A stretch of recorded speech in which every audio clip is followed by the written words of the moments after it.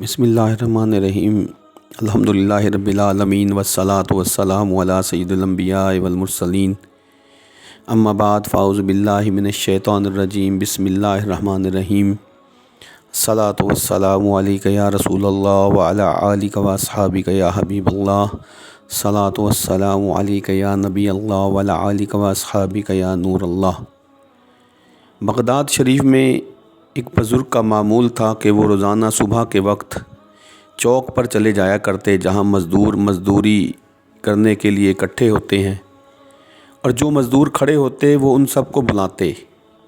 लोग समझते कि शायद कोई बड़ा काम है, वो उनको सब मज़दूरों को अपने घर पर ले आते और उनको आकर कहते आप वज़ू करो।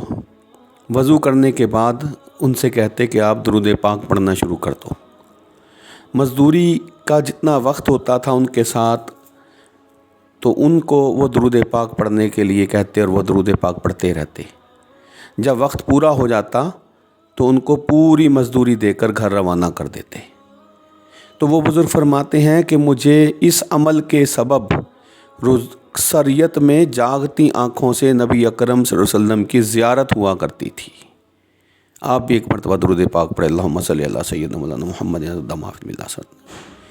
कुरान पाक पारा 6 सूरतुल माइदा में अल्लाह ताला फरमाता है, बेशक जो अल्लाह का शरीक ठहराए तो अल्लाह ने उस पर जन्नत हराम कर दी और उसका ठिकाना दोज़ख है और ज़ालिमों का कोई मददगार नहीं।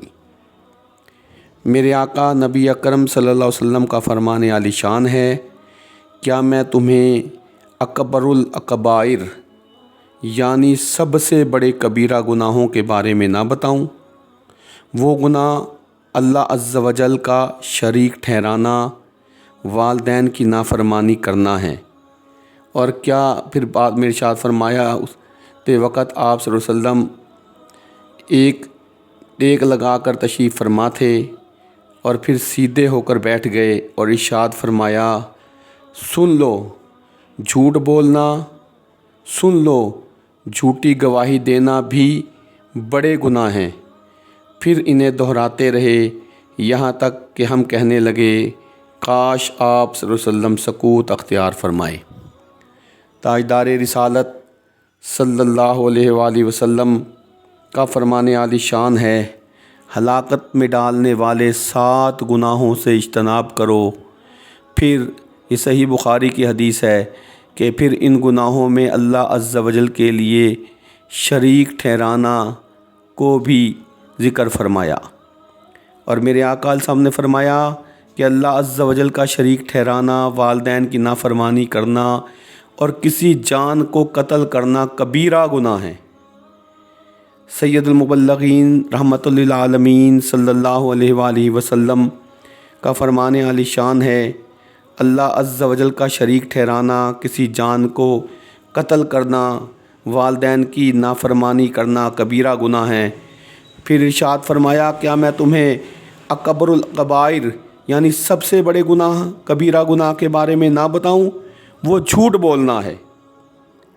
मेरे आका अलैहिस्सलाम ने फरमाया, कबीरा गुनाह 9 हैं और इनमें सबसे बड़ा गुनाह अल्लाह अज़्ज़ा वजल का शरीक ठहराना है। मेरे मोहतरम भाइयों, इन कबीरा गुनाहों से बचते रहें। आइए आज के वजीफ़े की तरफ चलते हैं।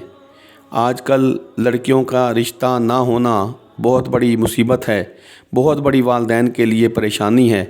आइए आपको बहुत ही मुजर्रब वजीफ़ा आपको मैं बताता हूँ कि सूरत तौहा, कुरान पाक की सूरत तौहा को जो रेशमी कपड़े पर लिख कर लड़की या औरत के दाएं बाजू पर बांध दे, इंशाअल्लाह अज़्ज़ा वजल बहुत जल्द उसका रिश्ता हो जाएगा। ये मुजर्रब है।